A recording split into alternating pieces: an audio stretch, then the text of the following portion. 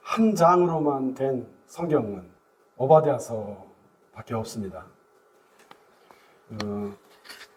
지금의 이제 요단강 건너편 요르단 지역에 예적 성경에 보면 예로부터 세 개의 나라가 있었어요.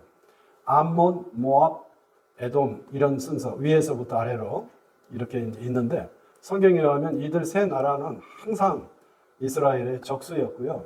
하나님께서는 이 세 나라를 이스라엘의 눈으로 보시고요. 조금 이렇게 하나님께서도 별로 선대한다고 할까요? 그렇게 품어주시지 않았던 대표적인 족속이라고 할 수 있습니다.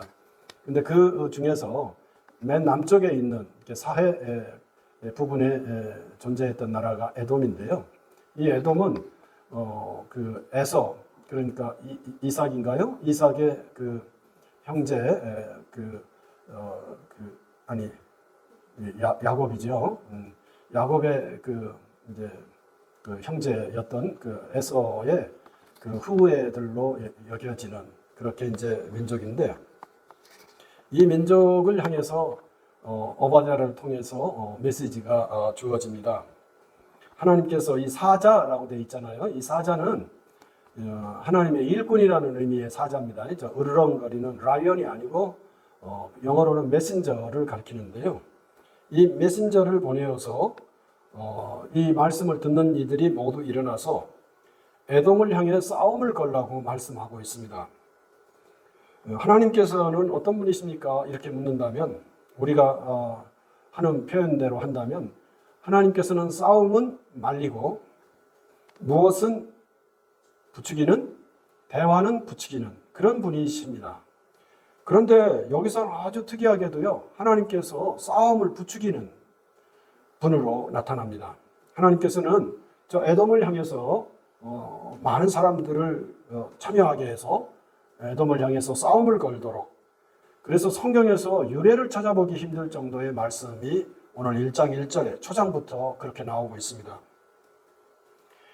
그러나 어쨌든 말씀드린 것처럼 이게 한 장으로 된 짧은 내용이기 때문에 이 말씀을 한 권으로 과연 취급하는 것이 가당할까, 타당할까 이런 생각을 하게 됩니다. 무슨 얘기냐면 이 예언서에 공통적인 특징이 있어요. 거의 공통적인 특징인데요. 그것은 예언서는 이스라엘을 향해서만 하나님의 말씀을 전하지 않았고요.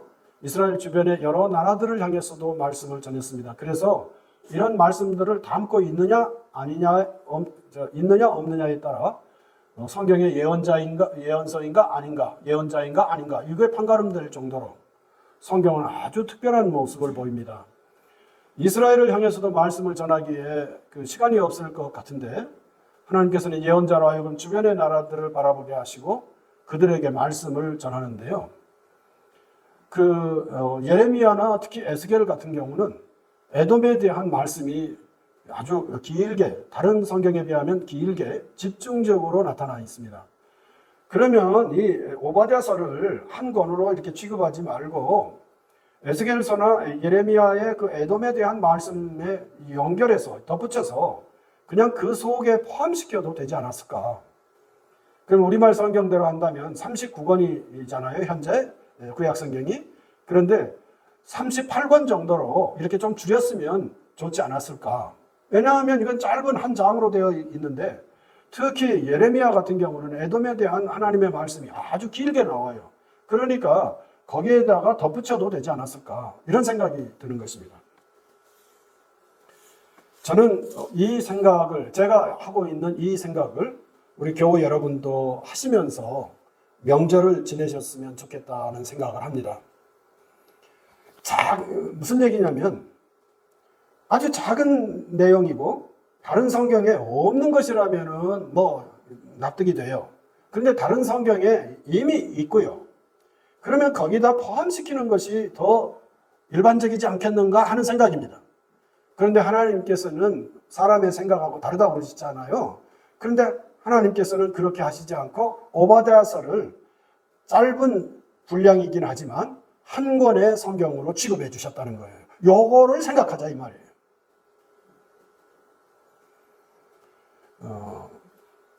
이번에 연휴가 길잖아요.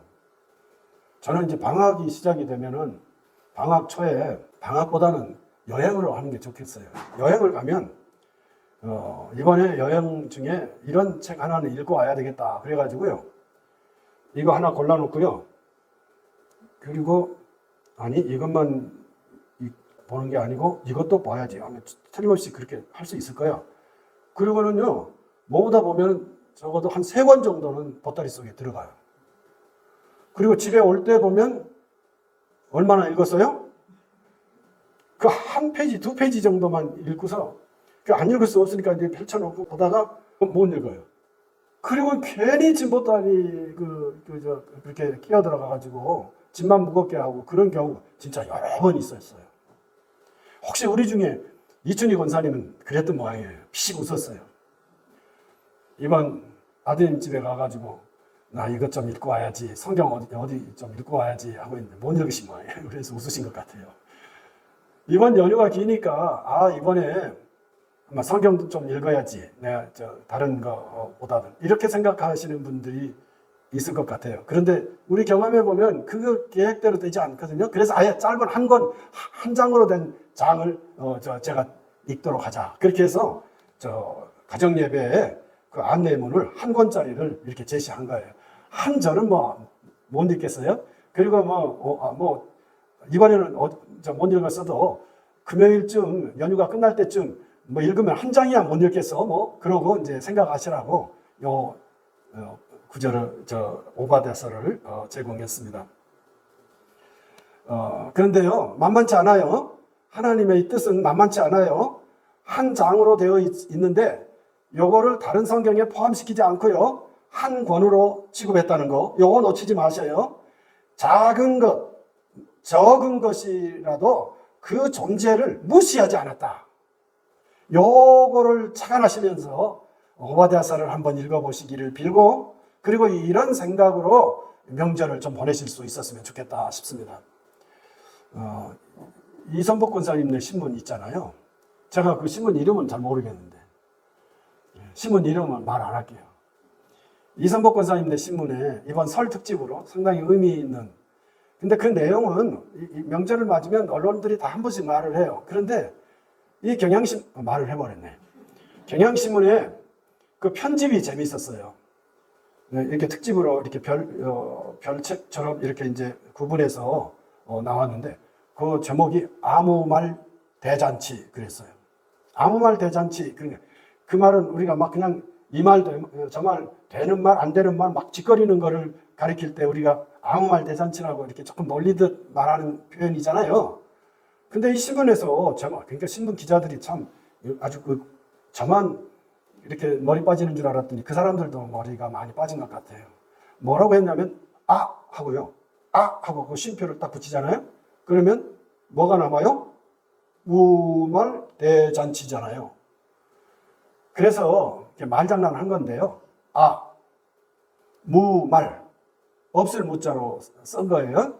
말하지 않는 명절이 되자는 뜻으로 구호를 무말대잔치 이렇게 했어요. 제발 이번에는 가족들이나 이웃들이 모여가지고 아무 말을 하지 말자. 잘한다고 하는 말이 상대방에게 부담을 주는 경우를 많이 경험하는데 이번에는 우리가 꼭 실천합시다.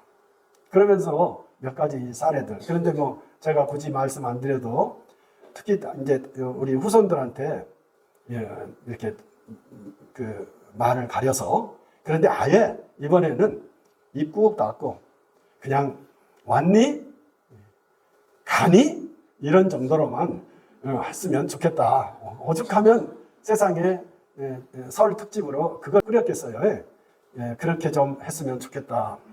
그러면서 그런데 이제 언어학자들에 하면요, 모였잖아요. 가족이 모였잖아요. 친지가 모였잖아요.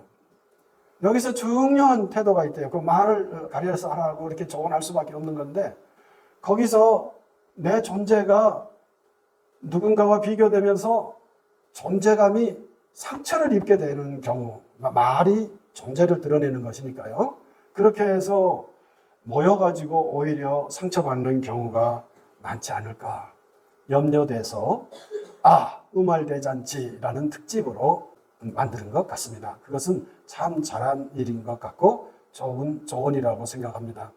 교우 여러분, 하나님께서는 작은 성경 혹은 적은 분량이라 하더라도 그것을 한 권의 성경 오바댜라는 이름으로 성경을 배치하시는 하나님의 경륜을 주목하시고 그것을 신앙으로 연결해서 우리 식구들 중에 혹시라도 마음에 부담을 안고 헤어지는 일이 생겨나지 않도록 귀한 지혜를 발휘하시기를 빕니다.